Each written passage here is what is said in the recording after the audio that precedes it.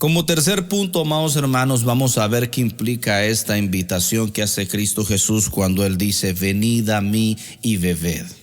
La invitación implica la divinidad de la capacidad de Cristo.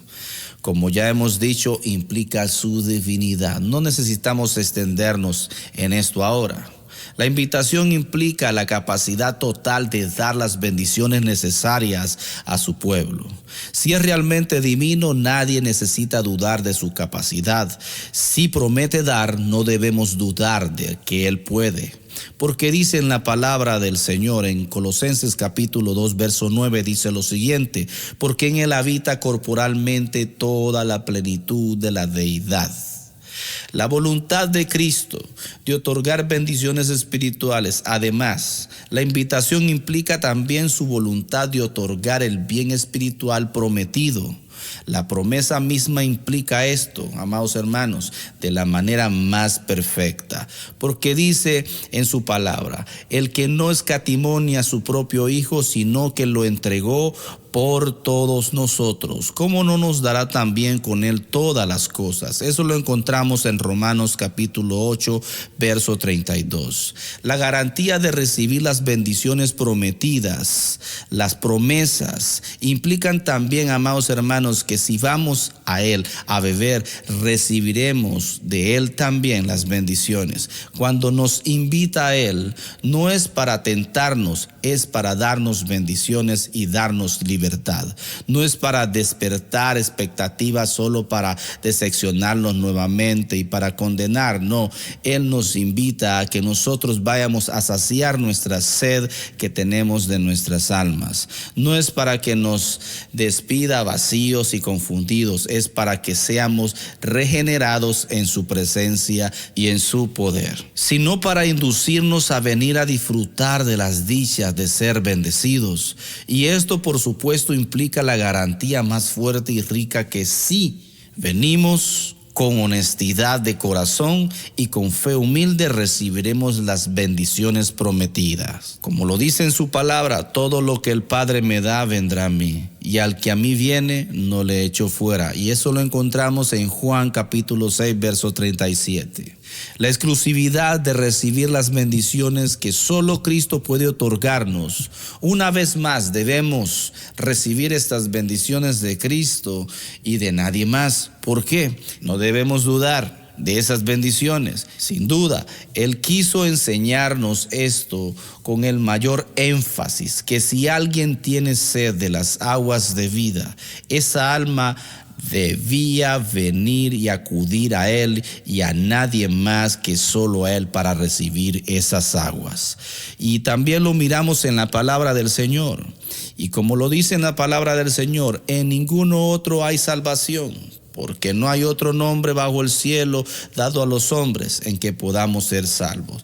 Y eso lo encontramos en Hechos capítulo 4, verso 12. El anuncio de Cristo como fuente de agua viva, amados hermanos. Observemos esto bien claro y hermoso que Él nos presenta. Es impresionante. Él nos enseña esto. Véanlo como una fuente. Véanlo como una agua que sacia esa sed. Nos eleva a un movimiento de su presencia, de llenarnos de su agua bendita. ¿Por qué?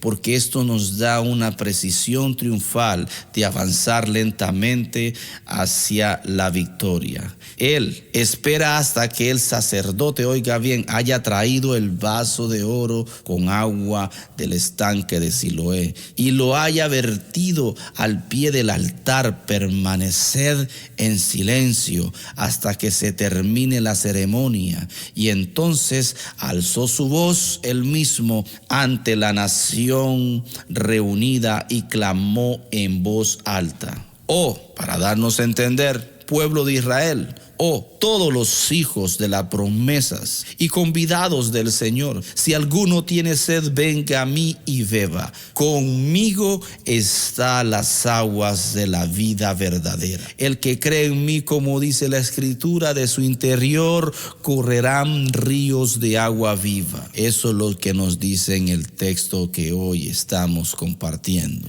La reacción de la gente para ver que el movimiento de las aguas y el movimiento del anuncio de Cristo, que Cristo estaba anunciando, y cómo Él obraba de una manera poderosa. Habían emociones fuertes entre medio de él por aquellas densas masas de seres humanos. Sobre sus oídos cayó esa voz poderosa de Cristo Jesús. Algunos de los fariseos fueron suficientemente hombres para asesinarlo. No habrían tenido escrúpulos en derramar su sangre. Tan enfurecidos estaban contra él, pero él continúa mansamente en la obra de su maestro. Y quizás por temor al pueblo no se atrevieron en ese momento a poner sus manos sobre él. Muchos del pueblo, amados hermanos, se añadían, y muchos al oír esas palabras dijeron: verdaderamente este es profeta de Dios. Algunos dijeron unas u otras cosas, de modo de que hubo una división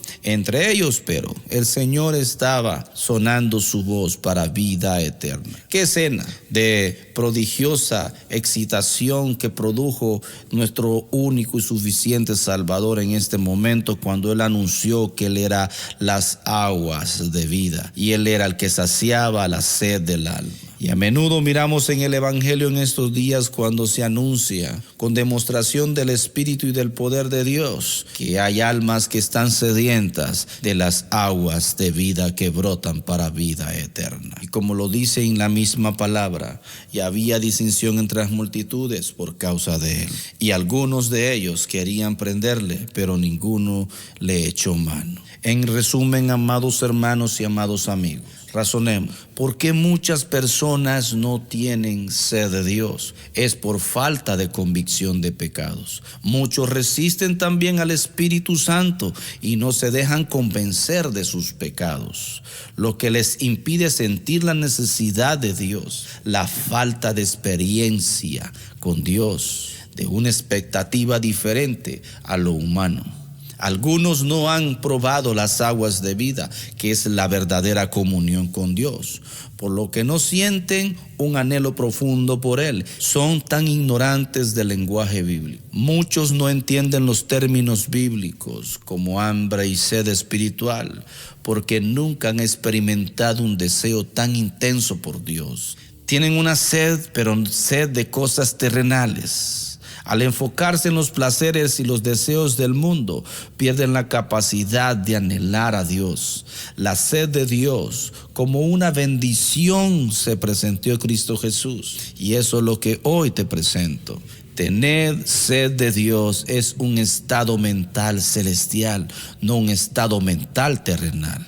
Ya que el alma se enfoca en lo eterno y digno, la satisfacción de esa sed es la comunión plena con Dios, es la mayor dicha que tiene el alma en la tierra. La importancia de esta sed produce esperanza celestial. Si el alma pierde este anhelo por Dios, no hay esperanza de ir al cielo, ya que el cielo es la presencia misma del Dios vivo. La falta de fe es como un obstáculo también en esta vida. Muchos no reciben las bendiciones de Dios porque no creen en Él, que las dará. La incredulidad impide que se acerquen a Cristo con confianza. Ejemplos personales lo miramos claramente, y ejemplos en la Biblia lo miramos claramente, y en la vida cotidiana también. Cristo ofrece gratuitamente las aguas de vida, Dios mismo, a quienes creen y se acercan a Él con fe. Y para concluir con esto, amados hermanos, la sed de Dios es esencial para la vida espiritual. Pero muchos no la experimentan debido a la falta de convicción de pecado, la ignorancia de su presencia y las distracciones con deseos terrenales. Sin embargo, la incredulidad es un obstáculo común que impide recibir estas bendiciones. Cristo invita a todos a beber de las aguas de vida, pero es necesario acudir a Él con fe. Que Dios te bendiga, que Dios derrame muchas bendiciones donde quieras que estés, que Dios ponga esa sed en tu alma en el nombre de Jesús de Nazaret, y que Dios te dé esas aguas de vida en el nombre de Jesús.